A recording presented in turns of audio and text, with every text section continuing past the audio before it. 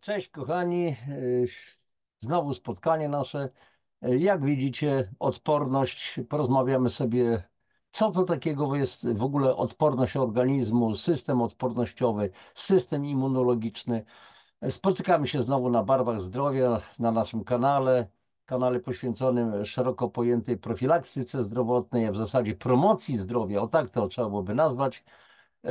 Wiecie doskonale, że tym się zajmuję od wielu lat i łączę różne aspekty, a więc i suplementację, i magnetostymulację, czyli oddziaływanie polami magnetycznymi, picie czystej wody, a nie jakichś soczków, kaw, herbat i tak dalej, bo to też zawiera wodę. Do tego dołączmy optymizm, do tego wieczny optymizm, do tego trochę ruchu, do tego można jeszcze dołączyć jakieś inne historie i można w ten sposób zacząć dbać o zdrowie. Oczywiście od samej rozmowy to się niewiele zmieni, dlatego że pewne rzeczy trzeba po prostu zwyczajnie wdrożyć i zastanowić się, bo wiele rzeczy kosztuje. Nie tylko pieniędzy, ale kosztuje czas, znaczy monetami, którymi płacimy, to jest nasz czas, to jest nasza cierpliwość, wytrwałość, to jest nasza wiara w to, że akurat jakieś terapie dadzą rezultat. To jest wiedza, którą trzeba nabyć ewentualnie, tak jak wy teraz akurat nabywacie i coraz więcej wiecie, ale z drugiej strony wiem doskonale, że pośród was jest masa ludzi, którzy mają naprawdę kapitalną wiedzę.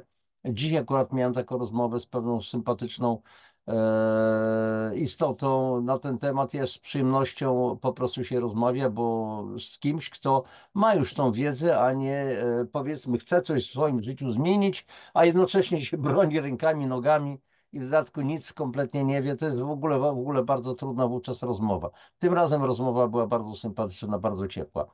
Więc o czym dzisiaj? Oczywiście będzie o odporności, więc za chwileczkę posłuchajcie. Mm, Momencik. Udostępnię ekran, bo mam znowu przygotowaną pewną prezentację. Po prostu dlatego, że wówczas poprzez prezentację łatwiej nam pracować, łatwiej po prostu pokazać obrazy pewne. No i w ramach tak zwanej rodzinnej strefy zdrowia, bo generalnie ja się zajmuję programami zdrowia dla całych rodzin. Można to wdrożyć, taki kompleksowy program zdrowia. Będę jeszcze dzisiaj o tym mówił. Przy okazji, słuchajcie, coraz więcej osób, moich gości, czyli coraz więcej z Was zadaje mi pytania, piszecie, ewentualnie kontaktujecie się, a co można wdrożyć, a jak wdrożyć i tak dalej, i tak dalej. To już jest fajne, bo jeszcze raz powtarzam, tylko o samej tej wiedzy przekazywania niewiele się stanie. Oczywiście fajnie, że jest wiedza, którą nabywacie, którą ja się też przecież cały czas uczę, którą też przekazuję Wam, ale od tego to jeszcze niewiele, bo trzeba po prostu pewne rzeczy wdrożyć, tak jak powiedziałem wcześniej. Dobrze, zaczynamy w takim razie od czego? Od pierwszego slajdu, czyli stawiamy po prostu na odporność i tak jak zawsze mówię, z ludźmi, dla ludzi i poprzez ludzi. Więc słuchajcie, pytanie zasadnicze, jak zapewnić sobie i bliskim zdrowie? Pytanie pozornie proste, a jednocześnie bardzo skomplikowane w praktyce. Tutaj trzeba od razu powiedzieć wyraźnie, bez ogródek, że jedynym skutecznym, bezpiecznym rozwiązaniem jest zadbanie o właściwy stan organizmu. Ten właściwy stan organizmu gwarantuje wysoką moc układu odpornościowego, czyli immunologicznego, chroniącego nas przed wszelkimi infekcjami, przed wszelkimi. Wiecie o co chodzi, rozmawiamy szczerze, ale pewnych rzeczy nie można za bardzo głośno powiedzieć, bo to może grozić pewnymi jakimiś konsekwencjami. Teraz zastanówmy się, kochani, na tym, co to jest układ odpornościowy. Dlaczego? Dlatego, że jeżeli mamy do czynienia na przykład z układem kostnym, tu mamy akurat szkielet, no to jednoznacznie się to kojarzy. Widzimy, jest to coś konkretnego. Układ mięśniowy widać. Układ na przykład oddychania kojarzy się nam bardzo prosto, zwłaszcza z płucami, z nosem i tak dalej, z ustami. Układ krwionośny, te prawie 150 tysięcy kilometrów naczyń włosowatych u przeciętnego, zdrowego mężczyzny, powiedzmy o masie mniej więcej 80-90 kg. Największy z układów, tak zwane drugie jest nasze serce, układ trawienia, też wyobrażamy sobie usta, przełyk, żołądek, dwunastnica, jelito cienkie, jelito grube i ta końcówka, powiedzmy, wszystko łatwo to sobie wyobrazić. Natomiast problem jest, jak zaczynamy mówić o układzie odpornościowym. Czym jest ten układ odpornościowy? Gdzie on jest? Tu jest właśnie problem, bo układem odpornościowym to jesteśmy my cali, całe nasze ciało i nasza psychika, nasz umysł. Bo pierwszy element układu odpornościowego, słuchajcie, to jest nasza skóra. Jeżeli skóra jest cała, mocna, odpowiednio zapatrzona, to tam różnego rodzaju powiedzmy bakterie, wirusy nie będą się w stanie przedostać. Następny element to jest skóra zewnętrzna. Następny element to jest skóra wewnętrzna, czyli wszystkie błony śluzowe. One też mają być w odpowiednim stanie, odpowiednio nawilżane, pokryte odpowiednią wydzieliną, która potrafi wyłapywać jak lep na muchy dosłownie, czy lub lep na myszy, te wszystkie zarazki i jednocześnie zabijać po prostu bakterie. To jest nasz, słuchajcie, to jest nasza wątroba, to jest nasz przede wszystkim układ pokarmowy, czyli jelito, 80% mocy układu odpornościowego, to jest grasica, to jest wątroba, to są płuca. Wszystko jest naszym układem odpornościowym, nawet śluz w nosie, nawet włoski, które mamy w nosie, są naszym układem, wchodzą w skład naszego układu odpornościowego, tak prawdę mówiąc. I teraz można zadać sobie pytanie, a jaki ma być ten układ odpornościowy? I teraz ja mam swoje pewne metafory, to wyobraźcie sobie, że na przykład ten układ odpornościowy, który ma swoich wojowników, no to są nasi wojownicy. O takie kiedyś to nazywało, no, powiedzmy wojsko z poboru, jakieś tacy troszeczkę, no jeszcze niedoszkoleni, młodzi chłopcy, niedoświadczeni, słabi, którzy nawet 10 pompek nie dadzą rady zrobić, jednego pociągnięcia na drążku nie dadzą zrobić, prochu jeszcze nie wąchali i tak dalej. Czy takie wojsko nas obroni? A może nasz organizm powinien mieć do dyspozycji takich wojowników, jak nasza Formosa, wspaniali wojownicy, jak Grom, jak Nil i tak dalej, i tak dalej. Świetnie wyposażeni, świetnie wyszkoleni, na widok których niejednemu się odechciewa po prostu agresji, bo do tych pierwszych chłopaków to żaden problem, no, to są tacy chłopcy po prostu. Jeden przeciętny bandzior się postawi i potrafi rozgonić na tych 5 czy 10. Tu takim ludziom, tym chłopakom nikt już nie podskoczy. I pytanie jest też, przed czym nas ma chronić nasz system odpornościowy, czyli immunologiczny. Przede wszystkim przed infekcjami, zakażeniami, przed stresem, zanieczyszczonym powietrzem, czyli smogiem, brudną wodą, przemysłową żywnością, promieniowaniem kosmicznym, smogiem elektromagnetycznym, lekami, środkami chemii gospodarczej i tym podobnymi destrukcyjnymi wpływami. Ja tutaj wymieniłem również leki. A dlaczego? Bo leki to jest chemia i lek na jedno pomaga, na drugie może po prostu szkodzić. Przykładem są antybiotyki, które w określonych sytuacjach no, musimy wręcz wziąć, ale jak antybiotyk wyniszcza naszą florę jelitową, czyli jak degraduje nasze jelito, zwłaszcza jeżeli się te antybiotyki bierze często przez kilka miesięcy, znam takie po prostu przypadki. Więc układ odpornościowy ma nas przed tym wszystkim bronić. A druga sprawa, powinien nas chronić tak, żebyśmy nie musieli brać leków. Dzisiaj sprawa jest na tyle już skomplikowana, że naturalny system obrony, czyli układ odpornościowy, immunologiczny, nie wytrzymuje już ogromnych, wzrastających ciągle obciążeń. Nie żyjemy 100 lat temu, czy 200 czy 500 lat temu. Żyjemy tu i teraz, kiedy zasypywani jesteśmy ogromną ilością informacji bardzo negatywnych, które wpływają na nasze myślenie, na naszą psychikę. Jedzenie to nie jest żywność bardzo często, to jest coś tylko, co smacznie, ładnie, dobrze smakuje i ładnie wygląda. Znacie te wszystkie historie, także nie będę tego rozwijał. I tutaj zacytuję jednocześnie doktora Andrew Whale'a. Swego czasu przeczytałem taki artykuł z Nexusa z 2016 roku, czyli już kilkanaście lat temu. ten artykuł nic nie stracił na aktualności, stał się jeszcze bardziej aktualny. Twój układ immunologiczny stanowi powierzchnię oddzielającą ciebie od środowiska. Jeśli jest zdrowy i właściwie spełnia swoje zadanie, styczność z zarazkami nie wywołuje zakażeń, z alergenami, reakcji alergicznymi, z czynnikami rakotwórczymi raka. Zdrowy układ immunologiczny to jest podstawa dobrego zdrowia. I siły obronne organizmu zależą, też trzeba tutaj od razu jasno powiedzieć, nie tylko od biologicznych jego właściwości, lecz mają naturę psychofizyczną, czyli moc układu odpornościowego zależy w dużym także stopniu od psychiki. Wyobraźmy sobie człowieka nawet świetnie zbudowanego, pozornie wyglądającego zdrowo, silnie, potężne mięśnie i pierwsze wejście na ring z bokserem, który wieloletnie trenuje, czy z jakimś innym przedstawicielem sztuk walki i tak dalej, i tak dalej. I co? Albo ma się spotkać na ulicy z jakąś bandą obwiesi, którzy są pewni siebie, którzy już niejednego zaatakowali skutecznie i tak dalej. I co? Nawet ten duży, jeżeli ma słabą psychikę, nogi zaczynają mu drżeć, ręce drżą po prostu. Wiem, o czym mówię, bo bywałem w takich różnych okolicznościach i kiedyś bardzo się bałem, a teraz już nikogo nie boję, tak prawdę mówiąc, i nie ma sprawy, więc kwestia to jest wzmocnienia swojej psychiki, a do tego dodać można jeszcze parę ładnych rzeczy, parę troszeczkę treningów, kilka czy kilkanaście lat i przestajemy się bać. A więc psychika i psychika.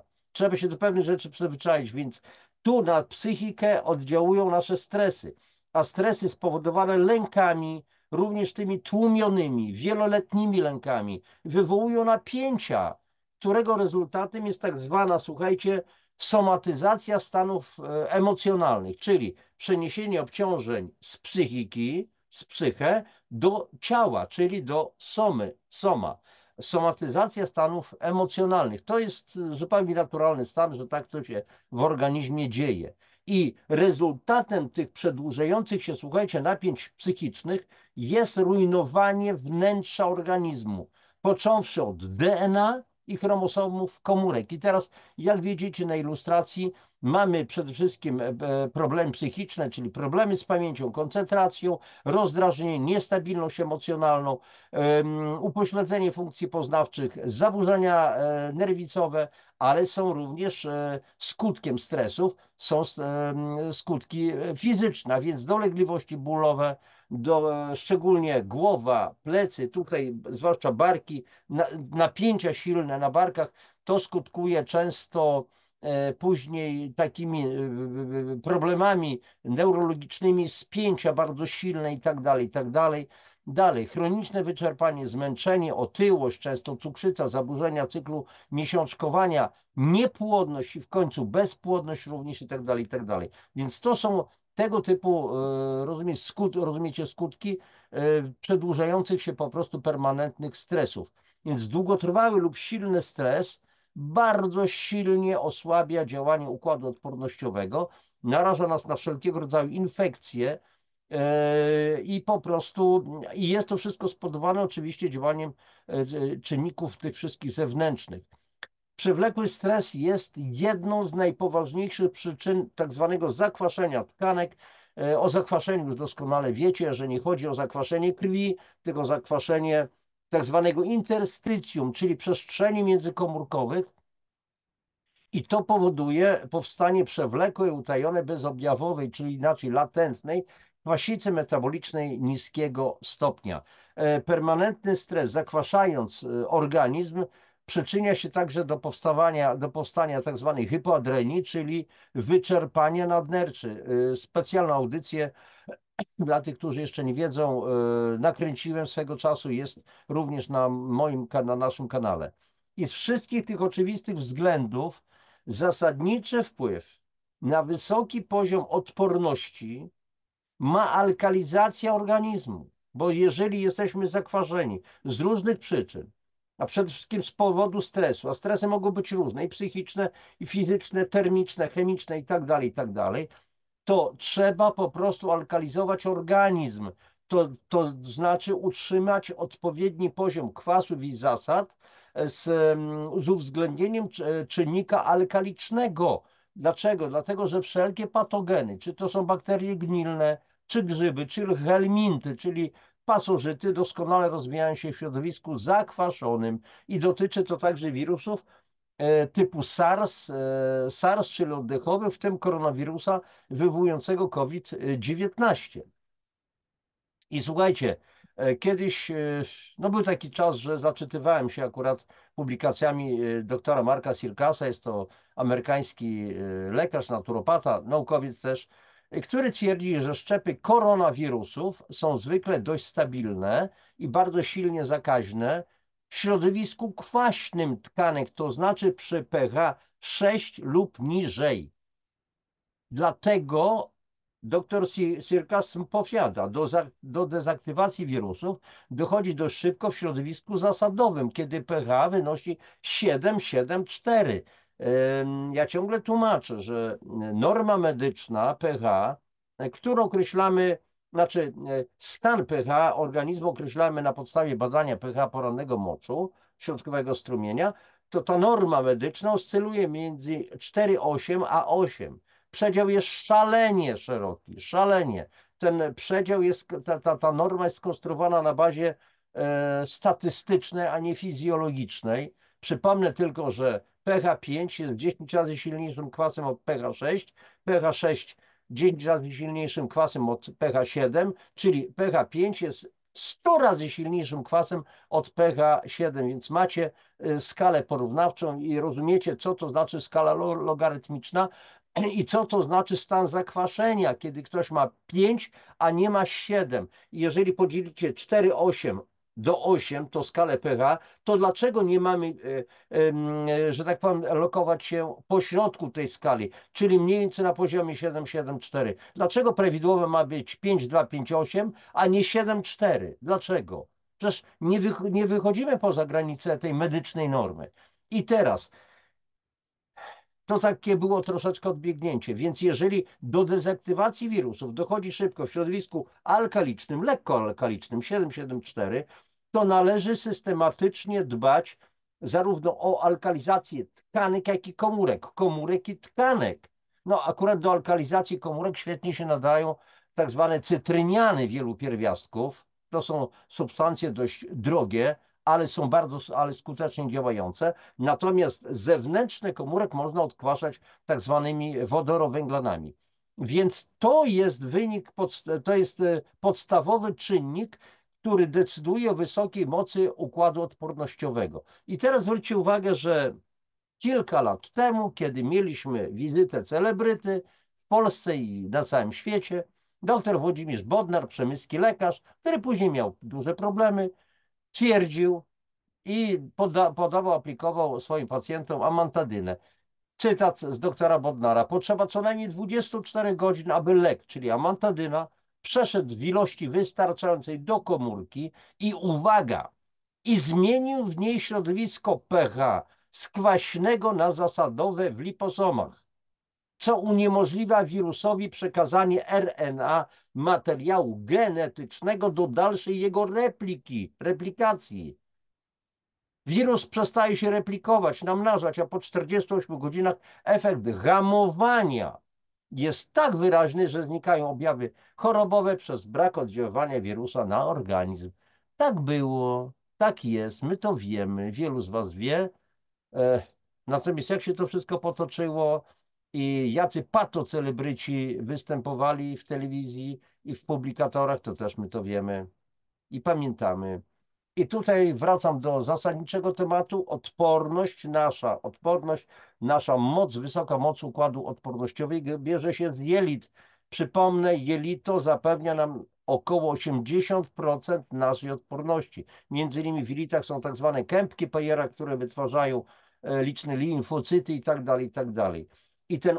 Więc układ pokarmowy odpowiada nie tylko za pobieranie, trawienie i wchłanianie pokarmów, lecz, tak jak powiedziałem, znajduje się w jelicie, zwłaszcza w grupy, różne drobnoustroje, które tworzą tak zwaną mikroflorę jelitową. O, tutaj akurat na ilustracji są pokazane również kosmki jelitowe. Kosmki jelitowe to są takie drobniutkie paluszki. Na 1 mm² jelita mieści się ich około 30-40 sztuk i to jest powierzchnia wchłaniania. Gdyby rozprasować te kosmiki, to jest około 3, tworzyłyby powierzchnię około 360 m². Powtórzę, 360. 360,00 360 m², jak potężne boisko, chyba do piłki nożnej można porównać. I przez te kosmki jelitowe odbywa się po prostu wchłanianie składników pokarmowych, ale te kosmki jelitowe funkcjonują wówczas, kiedy są czyste, kiedy są zdrowe, kiedy są proste, nie są połamane, pokrzywione, zamulone i tak dalej, i tak dalej. I to właśnie mikroflora jelitowa, która znajduje się w jelicie i która oczyszcza te kosmki jelitowe jak krasnoludki, tam czymś, jakimiś tam skrobaczkami, to właśnie mikroflora jelitowa w dużej mierze odpowiada za naszą odporność. I jeśli mikroflora, czyli mikrobiota jelitowa, odznacza się dobrą kondycją, to w równie dobrym stanie jest najprawdopodobniej układ immunologiczny, odpornościowy, którego głównym zadaniem jest walka z różnego rodzaju infekcjami i niedopuszczenie do infekcji. I oprócz tej mikrobioty jelitowej, funkcję odpornościową pełnią także błona śluzowa jelit oraz komórki odpornościowe znajdujące się oczywiście w jelicie. Trzeba tutaj od razu powiedzieć, że obniżeniu mocy układu odpornościowego sprzyja otyłość. Otyłość jest już zakwalifikowana jako choroba. Otyłość z kolei generuje cały szereg innych chorób, tak prawdę mówiąc. Otyłość oczywiście jest jednym ze skutków zakwaszenia organizmu, czyli jego zatrucia toksynami o charakterze kwasów i te wszystkie kwasy, te toksyny są lokowane właśnie w komórkach tłuszczowych, w adypocytach. Tam się to wszystko odkłada, zwłaszcza tak zwany tłuszcz wewnętrzny, czyli wisceralny, czyli trzewny. To jest nasza taki rodzaj śmietniska, wysypiska, gdzie odkładamy po prostu swoje chemiczne śmieci i to jest źródło wszelkiego rodzaju stanów zapalnych. I teraz pytanie, co w związku z tym możemy zrobić, żeby podwyższyć, zwiększyć moc układu odpornościowego. Słuchajcie, parę rzeczy trzeba zrobić, tylko pytanie, czy zawsze możemy. A więc co powinniśmy zrobić? Zadbać przede wszystkim o wystarczającą ilość snu. 8 godzin, ale też kładzenie się na odpoczynek o właściwej porze, czyli najpóźniej na przykład o 22, bo to zapewnia nam właściwą regenerację oraz odpowiednią ilość melatoniny, hormonu snu, ale też jest to substancja, która wpływa na naszą odporność. Dalej, zmiana sposobu, no właśnie, odżywiania się, jedzenia, czyli jedzenia poprzez eliminację produktów do jedzenia, widzicie, gubię się ciągle, produkty do jedzenia, produkty żywnościowe. Żywność, posiłek, pokarm to to, co nas żywi, to, co nas posila. Natomiast jedzenie niekoniecznie musi być pokarmem. A więc wyeliminować produkty do jedzenia powodujące zakwaszenie, zatrucie organizmu oraz prowadzić produkty alkalizujące, czyli działające pozytywnie na nasz organizm. Dalej, ważny jest ruch na świeżym powietrzu. Przepraszam, zwiększający dotlenienie, wspomagający odkwaszanie organizmu i zabójcze dla patogenów. Tlen jest zabójczy dla patogenów. Jedna z moich audycji była poświęcona wolnym rodnikom. Ja tam akurat mówiłem o tym, że one są destrukcyjne, działają destrukcyjnie na organizm, ale też organizm potrafi niektóre wolne rodniki tlenowe wykorzystywać jako rodzaj takiej bomby tlenowej, zabijającej różnego rodzaju patogeny. Ruch aktywuje komórki obronne układu odpornościowego. Dalej, niezbędna jest systematyczna alkalizacja organizmu, czyli odkwaszanie.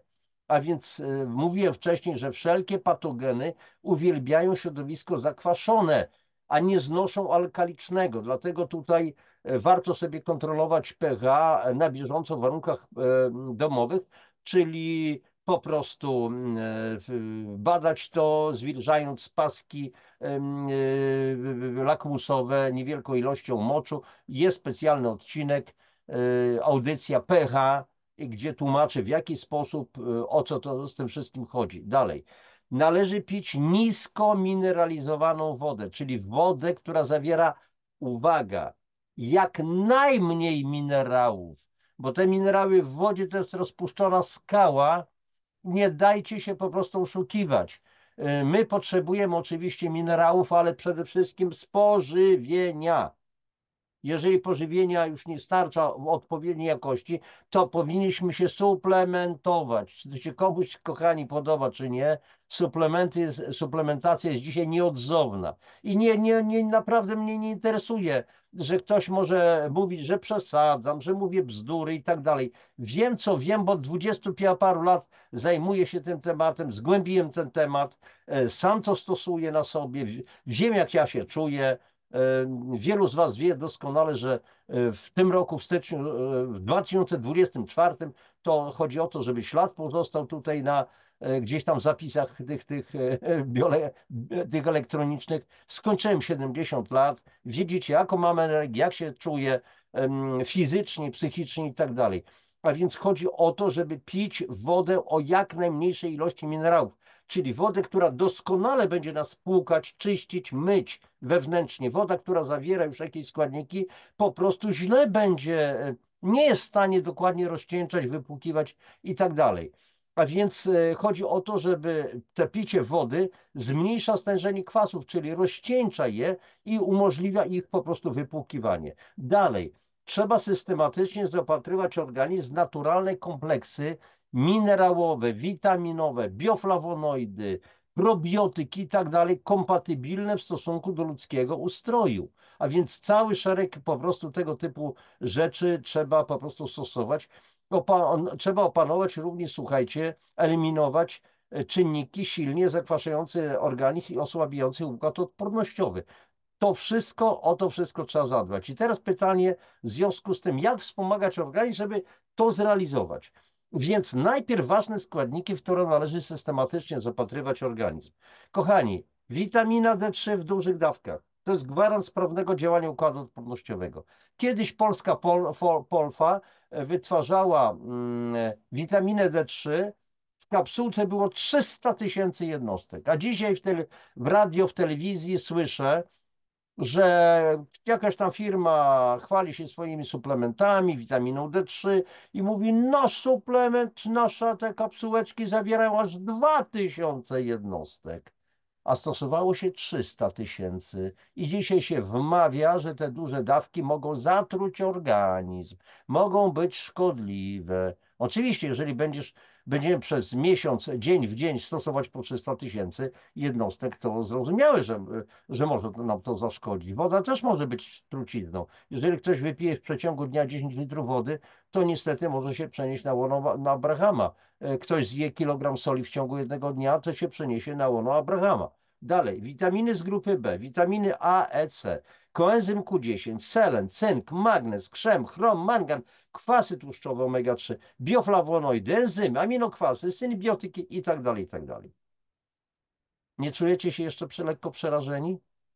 Wyobraźcie sobie, że kupujecie jakieś suplementy i tutaj macie już kilkanaście, załóżmy, stojących jakichś puszek na stole i macie to wszystko łykać, nie wiem, 2 razy dziennie, 3 razy dziennie. To naprawdę można być przerażonym. Pytanie w związku z tym, zaraz wrócimy do tego, ale jakie są cele takiego wspomagania organizmu? Po co?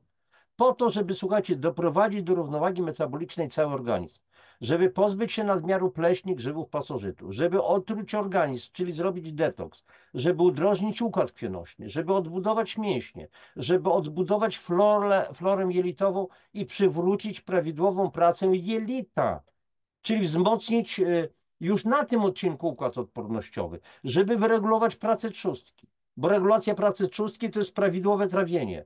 To jest brak chorób autoimmunologicznych. Trzeba wzmocnić odporność to jako całościówka.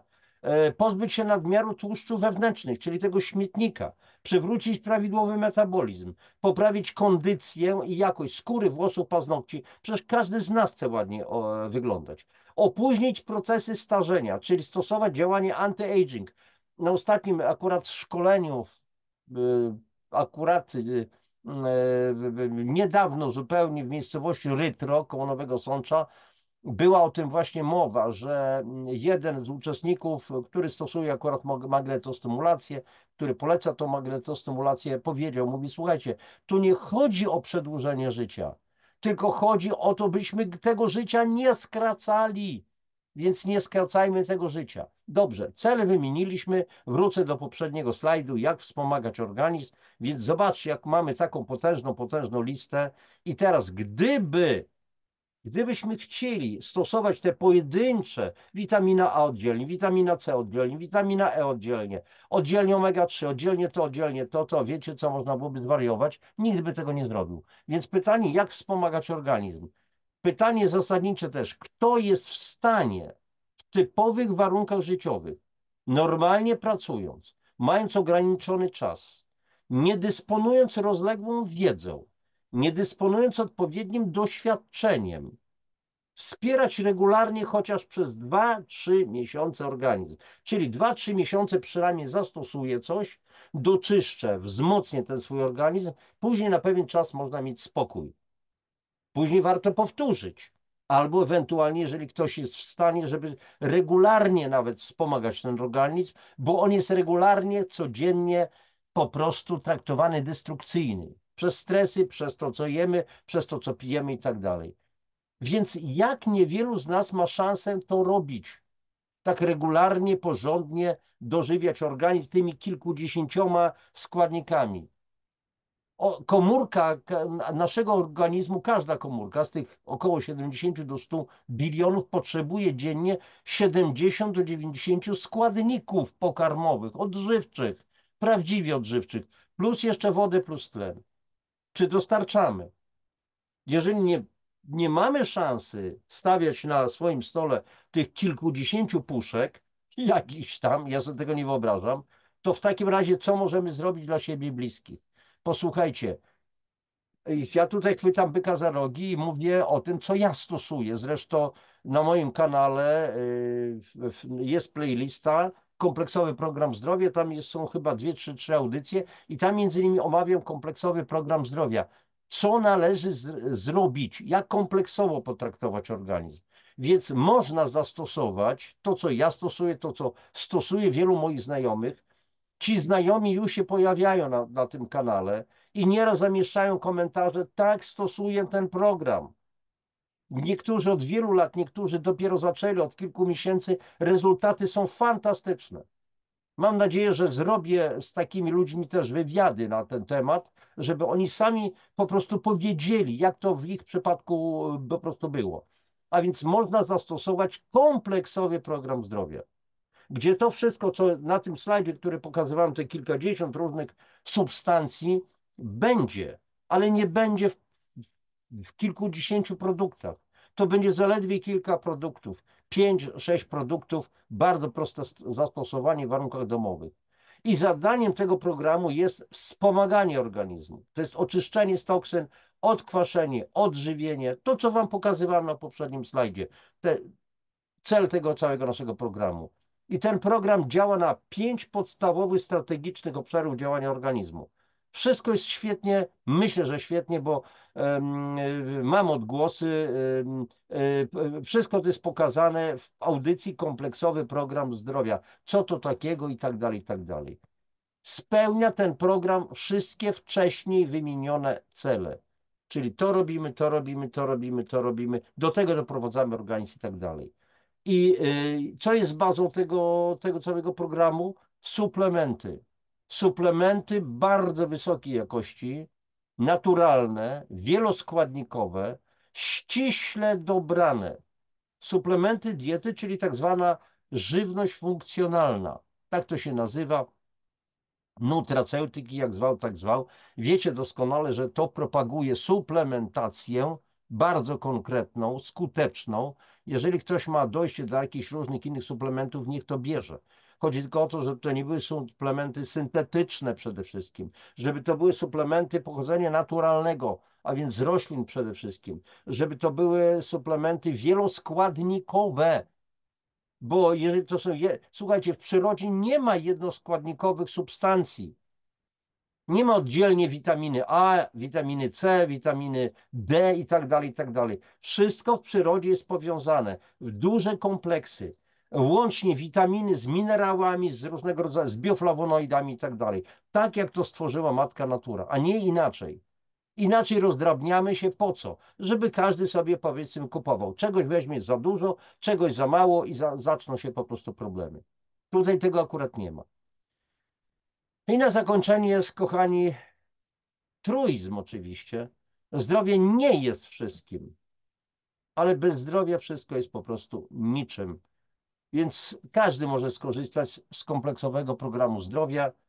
Nasza wiedza, moja wiedza, wiedza i doświadczenie wielu innych ludzi, moich znajomych, którzy korzystają z tego programu, są po prostu do waszej dyspozycji dla tych, którzy oczywiście chcieliby.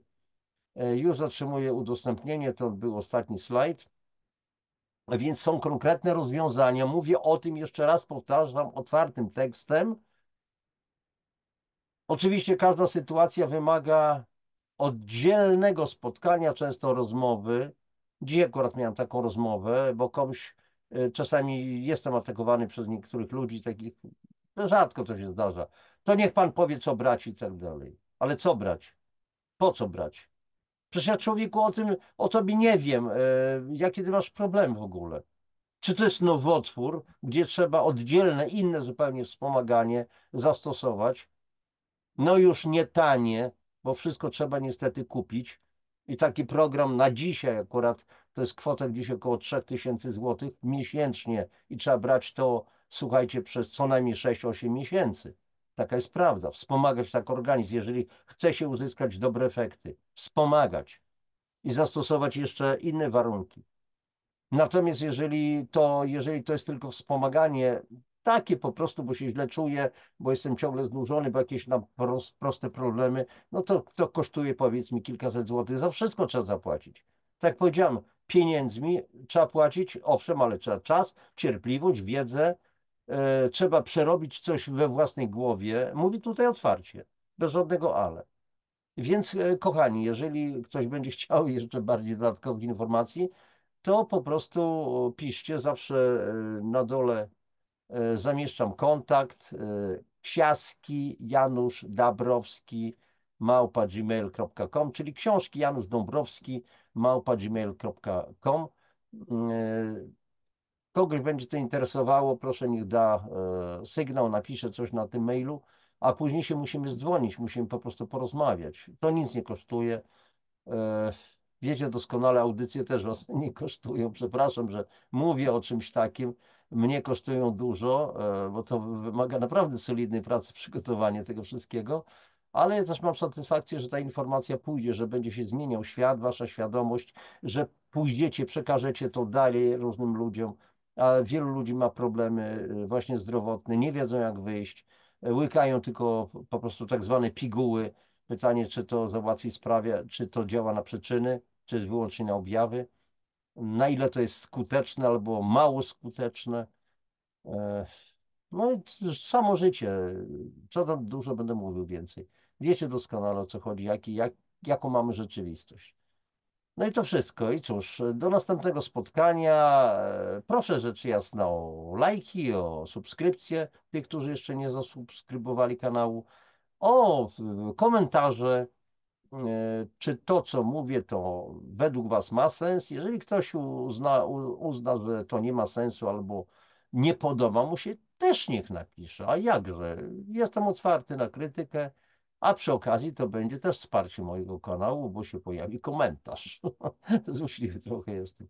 Kochani, wszystkiego najlepszego. Dziękuję Wam, że znowu żeście byli ze mną i cóż, do następnego spotkania. Popadki, najlepszości. Pa.